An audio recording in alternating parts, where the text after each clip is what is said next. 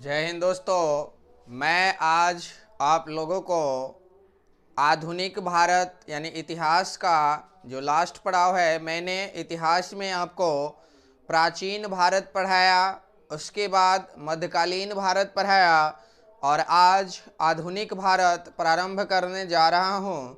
आधुनिक भारत से पहले कुछ पॉइंट थे जो आपके टॉपिक में लिखा हुआ है, उत्तरकालीन मुगल शासन।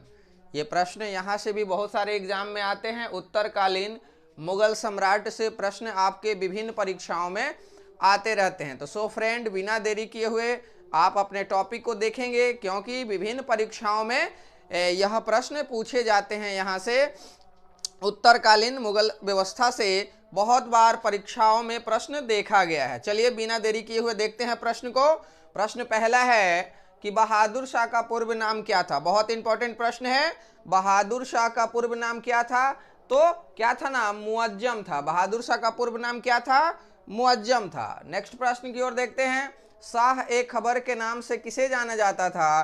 तो शाह ए खबर के नाम से बहादुर शाह को जाना जाता था। किसे जाना जाता था? बहादुर शाह को जाना जाता था। अगला प्रश्न है, शासक निर्माता या नृप निर्माता। बहुत इंपॉर्टेंट प्रश्न है और ये विभिन्न परीक्षाओं में आते रहता है। देखते हैं, शासक निर्माता या नृप निर्माता किसे कहा जाता है? तो सैयद बंधु को कहा जाता है। किसे कहा जाता है? सैयद बंधु को कहा जाता है। अगला क्वेश्चन है कि लंपट मूर्ख किस शासक को कहा जाता है? तो लंपट मूर्ख जहांदार शाह को कहा जाता है। किसे कहा जाता है? जहांदार शाह को लंपट मूर्ख कहा जाता है। अगला प्रश्न देखते हैं, मुगल वंश का घृणित कायर किसे कहा जाता है? तो मुगल वंश का घृणित कायर फर्रुखसियर को कहा जाता है। किसे कहा जाता है? फर्रुखसियर को मुगल वंश का घृणित कायर कहा जाता है। अगला प्रश्न पूछा जाता है, रंगीला बादशाह किसे कहा जाता है? तो मुगल काल में रंगीला जो बादशाह है वो मोहम्मद शाह को कहा जाता है, रंगीला बादशाह। सो फ्रेंड, याद रखेंगे, ये जितने भी उपनाम हैं ये आपके कहीं ना कहीं किसी परीक्षाओं में मिलते रहते हैं। तो फिर से रिवाइज कर लेंगे।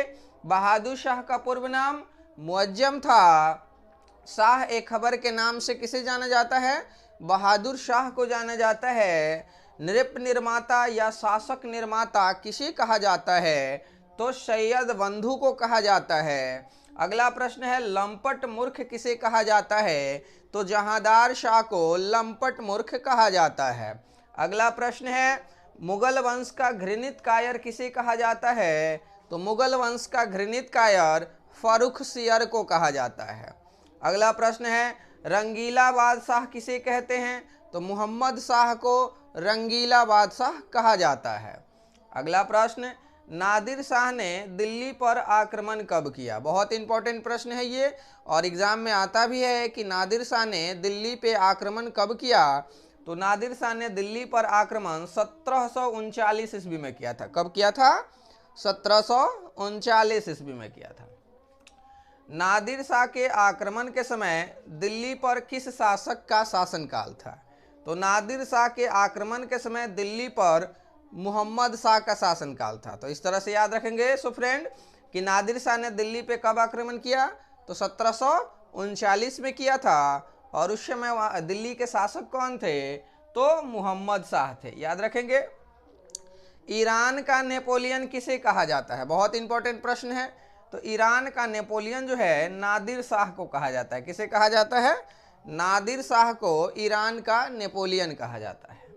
अगला प्रश्न है, मयूर सिंहासन पर बैठने वाला अंतिम मुगल शासक कौन था? तो आपको पता है कि मयूर सिंहासन या तख्ते ताउस जिसे बोलते हैं, जिसका निर्माण शाहजहां के द्वारा कराया गया था। मैं शाहजहां टॉपिक पढ़ाया था तो उसमें बताया भी था कि मयूर सिंहासन का निर्माण किस शासक ने करवाया था? तो शाहजहां ने करवाया था। लेकिन मयूर सिंहासन को बनाया किसने था? तो बेबादल खां ने बनाया था। इन दोनों प्रश्नों को मैं जब शाहजहां पढ़ा रहा था तो आप लोगों को बताया था। अगर आप इस प्रश्न से अभिज्ञ हैं यानी नहीं पता है आपको, तो आप मेरे वीडियो के माध्यम से शाहजहां टॉपिक देख लें, फिर से आपको याद हो जाएगा। तो मयूर सिंहासन पर बैठने वाला अंतिम शासक जो था वह मोहम्मद साहब था। ठीक है।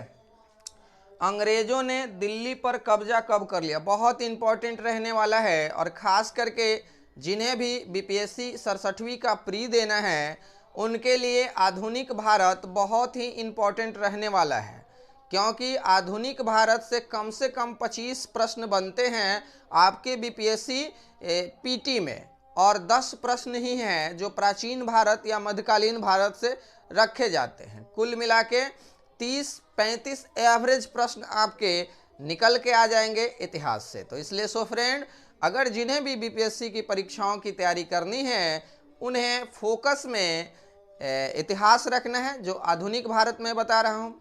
उसके बाद साइंस का सेक्टर रख लेना है, उसके बाद करेंट अफेयर का सेक्टर रख लेना है, उसके बाद आपका बिहार स्पेशल रख लेना है। इतने सारे अगर आप कर लेते हैं तो आपको 120 प्लस मार्क्स आने का चांस बन जाएगा। तो सो फ्रेंड, आगे देखते हैं। अंग्रेजों ने दिल्ली पर कब्जा कब कर लिया, तो 1803 ईस्वी में अंग्रेजों ने दिल्ली पर कब्जा कर लिया। याद रखेंगे कि अंग्रेजों ने दिल्ली पर कब्जा कब किया, तो 1803 ईस्वी में अंग्रेजों ने दिल्ली पर कब्जा कर लिया। अगला प्रश्न, अंग्रेजों ने जब दिल्ली पर कब्जा किया उस समय दिल्ली का शासक कौन थे, तो उस समय दिल्ली के शासक शाह आलम द्वितीय थे। बहुत इंपॉर्टेंट प्रश्न है कि अंग्रेजों ने जब दिल्ली पर कब्जा जमाया यानी 1803 ईस्वी में, उस समय दिल्ली के शासक कौन थे, तो शाह आलम द्वितीय थे। अगला प्रश्न को देखते हैं। अंतिम मुगल शासक कौन हुए, बहुत इंपॉर्टेंट प्रश्न है। मुगल वंश की स्थापना किसने की, जहीरुद्दीन बाबर ने किया था, यानी बाबर ने मुगल वंश की स्थापना की।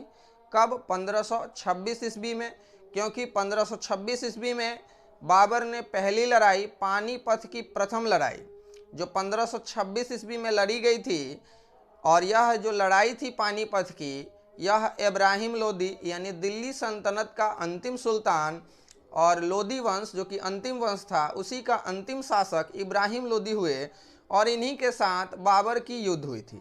बाबर युद्ध भी जीत गए तुगलकनमा नीति पद्धति अपनाकर, तोपखाने का प्रयोग करके।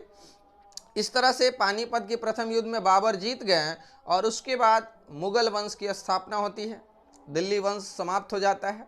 तो मुगल वंश का अंतिम शासक कौन हुए, तो मुगल वंश का अंतिम शासक बहादुर शाह जफर हुए। कभी कभी बहादुर शाह जफर को कहीं बुक में देखिएगा बहादुर शाह द्वितीय लिखा हुआ रहता है, तो घबराइएगा नहीं, बहादुर शाह जफर का ही नाम बहादुर शाह द्वितीय था, याद रखेंगे। तो अंतिम मुगल शासक कौन हुए, तो बहादुर शाह जफर हुए यानी द्वितीय हुए। लाल किला स्थित हीरा महल किसने बनवाया था, लाल किला स्थित यानी लाल किला कहाँ है, दिल्ली में है, तो लाल किला स्थित हीरा महल किसने बनवाया था, तो बहादुर शाह जफर यानी बहादुर शाह द्वितीय ने ही लाल किला स्थित हीरा महल का निर्माण करवाया था।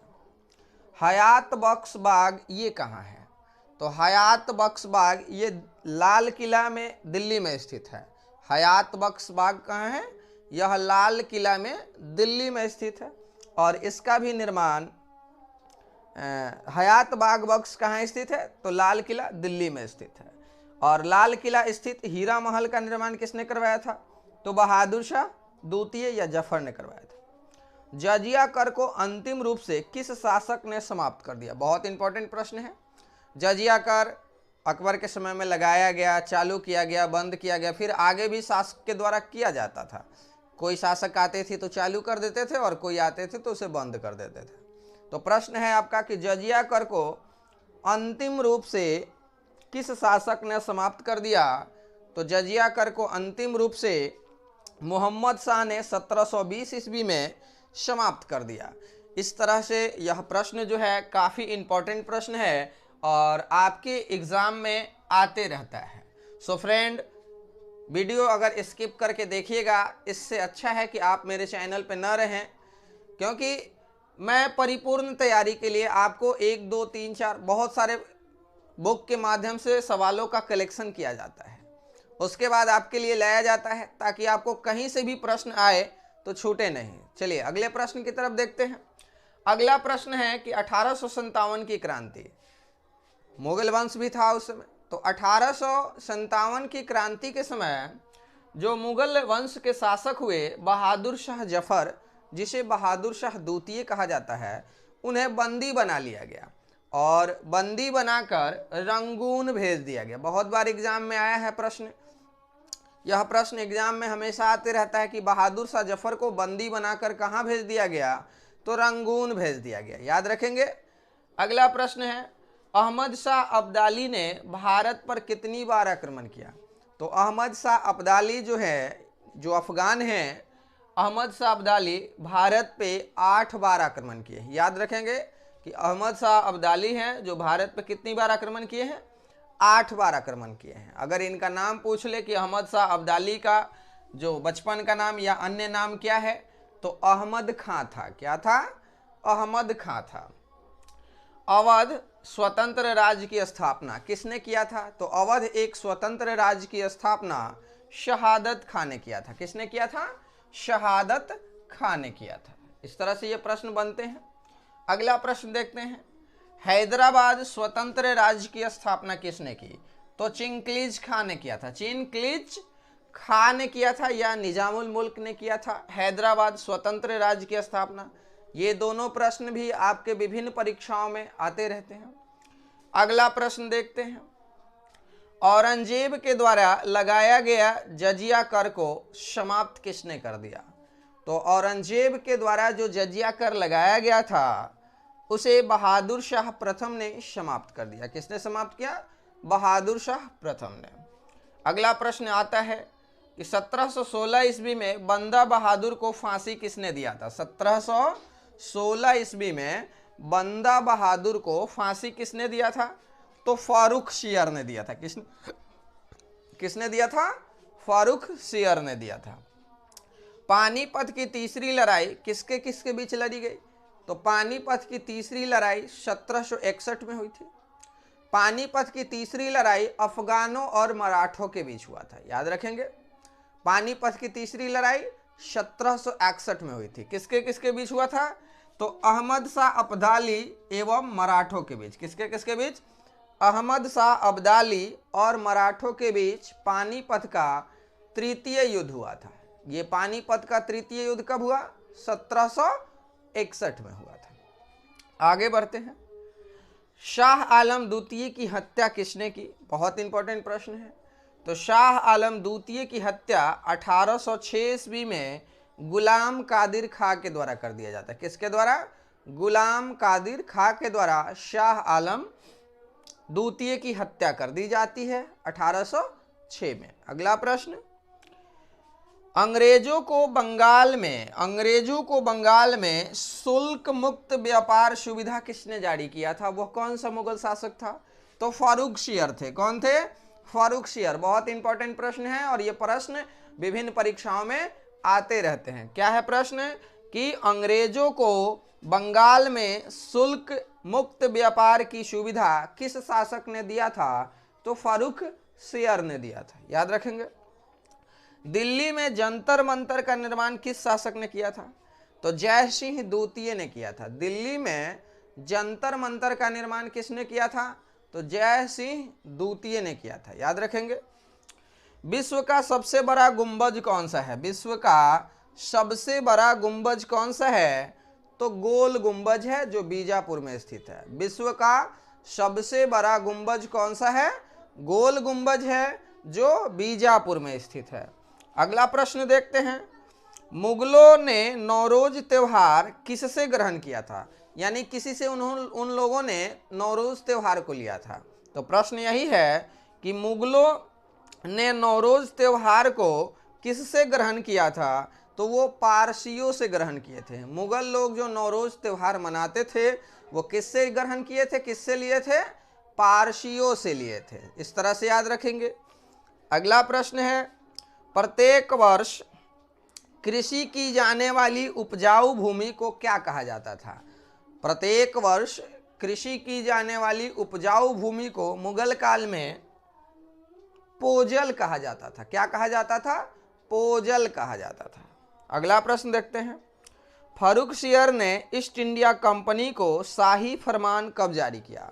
बहुत इंपॉर्टेंट प्रश्न है, खास करके बीपीएससी के ख्याल से कि क्वेश्चन आता है कि अंग्रेजों को शाही फरमान किस मुगल शासक ने जारी किया? तो फारुखशियर ने जारी किया था। यह प्रश्न आते रहता है। फारुखशियर ने ईस्ट इंडिया कंपनी को शाही फरमान कब जारी किया? तो 1717 ईस्वी में फारुखशियर ने ईस्ट इंडिया कंपनी को शाही फरमान जारी किया। यह बहुत इंपॉर्टेंट प्रश्न है कि किस मुगल शासक ने अंग्रेजों को शाही फरमान जारी किया, जिसका आंसर है फारुखशियर। अगला प्रश्न देखते हैं। नादिर शाह भारत पे आक्रमण किसके कहने पे किए थे? जिस तरह से बाबर को भारत पे आक्रमण करने के लिए इब्राहिम लोदी के चाचा एवं आलम खां, इन लोगों ने बाबर को भारत पे आमंत्रित किया था। साथ में राणा सांगा भी थे जो बाबर को आमंत्रित किए थे।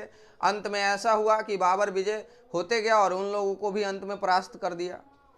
तो ये प्रश्न है आपका कि नादिर शाह को भारत पे आक्रमण करने के लिए किसने कहा था? इसका आंसर है अवध के नवाब शहादत खान ने उकसाया था कि आप भारत पे आक्रमण कीजिए।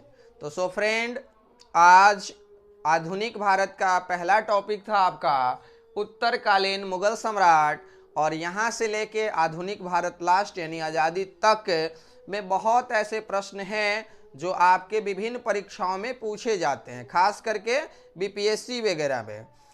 तो सो फ्रेंड, आप अगर मेरे चैनल पे नए हैं तो आप सब्सक्राइब कर लीजिए, लाइक कीजिए, शेयर कीजिए, कमेंट कीजिए, और मैं लगातार आपको chapter by chapter two the point प्रश्नों को लेकर आता रहूँगा, जिससे आपकी तैयारी में कहीं कमी न रह जाए। धन्यवाद।